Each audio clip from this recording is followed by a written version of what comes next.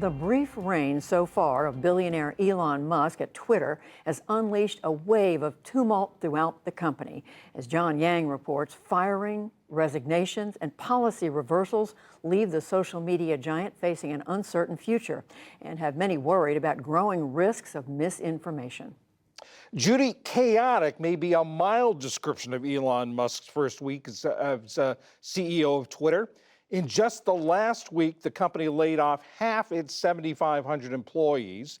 Key privacy and compliance officers quit. And Musk reportedly told employees that bankruptcy isn't out of the question. Just today, Twitter put its $8 subscription for a blue verified checkmark on hold as fake accounts using that badge mushroomed. Mike Isaac is a tech reporter for the New York Times. He's been covering all of this. Mike, thanks for joining us. Elon Musk started buying Twitter stock in January. He announced his bid in April. This was not an impulse buy. Did he have a plan going in and he just collided with reality? Or is he making this up as he goes along? I think a little bit of both, to be honest.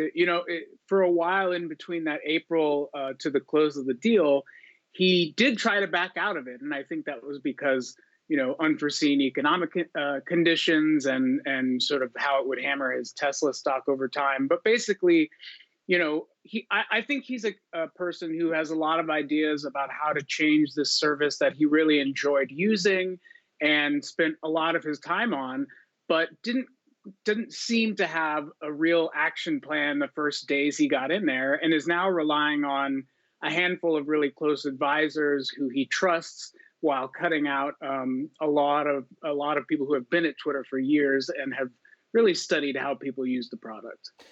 For better or worse, Twitter has become a key part of the sort of the global news cycle. This chaos, this sort of roiling of the waters at Twitter, are there repercussions for people who aren't on Twitter? Yeah, 100%. I think Twitter is, like you say, it's small in terms of its social use by, let's say, everyday people. It's only 200 million compared to Facebook and Instagram's multiple billion people. But all the news that hits on Twitter trickles down to other networks. It flies out to Facebook. It hits on news networks. We talk about tweets and things in the newspaper and on TV all the time.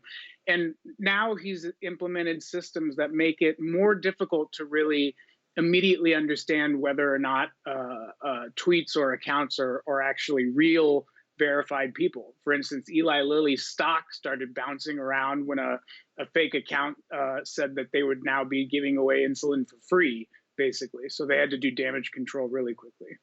And also there's a little whiplash with this policy of now saying that the subscription is going away. People can't buy that check mark anymore. Yeah, I think it's Elon. Elon did a tweet about this. Actually, he said, "We will continue to do a lot of dumb things at Twitter as we experiment and try to figure out our ideas." And look, I think that's the way he runs companies. He's very experimental and entrepreneurial in some ways, and many folks in Silicon Valley would call that a pro rather than a con, and why they find him such an innovator.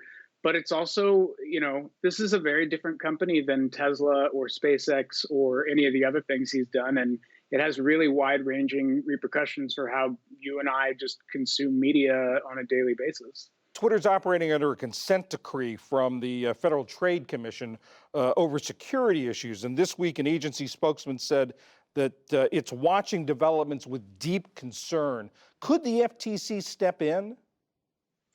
I think it's absolutely the right question to be asking. Elon has had run-ins with the SEC in the past, and different government agencies like the FTC keep a pretty close eye on his businesses.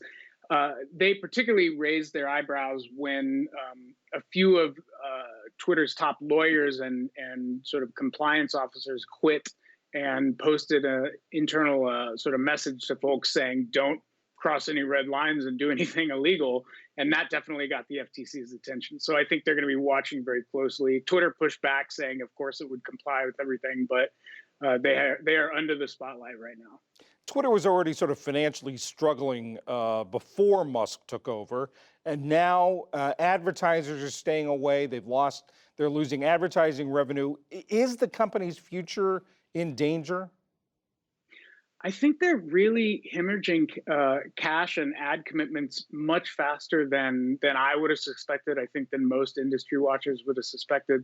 Twitter is an advertising business and has been for a long time. It's not been a great business. It's been unprofitable for 8 out of the past 10 years as a public company, but it has been run by ads. And Elon is trying to rapidly shift it to as you said, a pay for $8 subscription business, but he's doing it very quickly and bleeding money as he turns off advertisers, which I think is very dangerous in the long term. You talked about his reputation for innovation at Tesla, at SpaceX. He took a lot of risks that so far have been paying off in those companies. But you say that Twitter is a very different animal. Is it unlikely that he's going to be doing the same thing, that these risks are going to pay off at Twitter? See, this is the thing. I think the reason you have at least some people still at Twitter right now and at his other companies is that people who meet or are in Elon's orbit really do believe in the guy. They really are inspired by him and appreciate that entrepreneurial spirit that Silicon Valley celebrates and doles out venture capital to new startup founders and things like that.